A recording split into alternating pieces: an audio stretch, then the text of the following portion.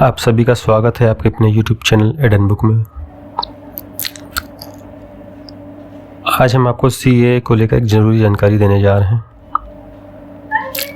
आखिर CA है क्या,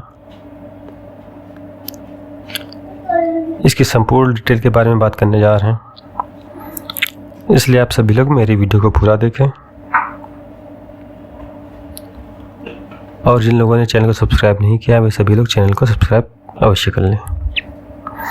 CAA सिटीजनशिप अमेंडमेंट एक्ट 2019, नागरिकता संशोधन अधिनियम 2019 भारत की संसद द्वारा पारित एक अधिनियम है जिसके द्वारा सन 1955 का नागरिकता कानून को संशोधित करके यह व्यवस्था की गई है।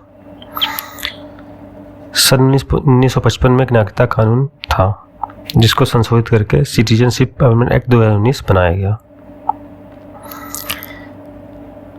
31 दिसंबर सन 2014 के पहले भारत के करीबी देश पाकिस्तान, बांग्लादेश, अफगानिस्तान से आए भारत हिंदू, सिख, बौद्ध, पारसी, जैन एवं ईसाई को भारत की नागरिकता प्रदान की जा सकेगी इस विधेयक के द्वारा।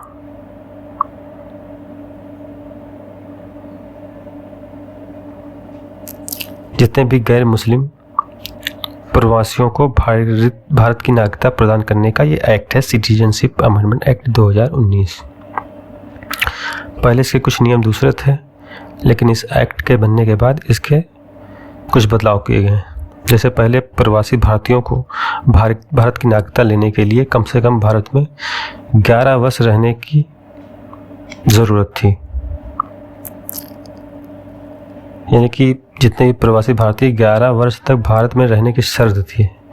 लेकिन इस एक्ट के आने के बाद अब इस में छूट दे दी गई है।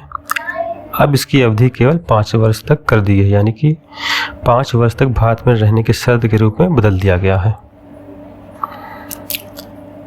नागरिकता संशोधन बिल को लोकसभा ने 10 दिसंबर 2019 को तथा राज्यसभा में 11 दिसंबर 2019 को पारित कर दिया गया था और उसकी अगली डेट यानी 12 दिसंबर को भारत के राष्ट्रपति ने इसे अपनी स्वीकृति प्रदान कर दी थी,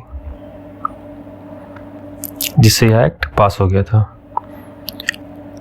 और इसी के साथ यह एक अधिनियम बन गया। 10 जनवरी 2020 से यह अधिनियम प्रभावी भी हो गया और इसके बाद 20 दिसंबर 2019 को पाकिस्तान से आए 7 शरणार्थियों को भारत की नागरिकता देकर इस अधिनियम को लागू भी कर दिया गया था।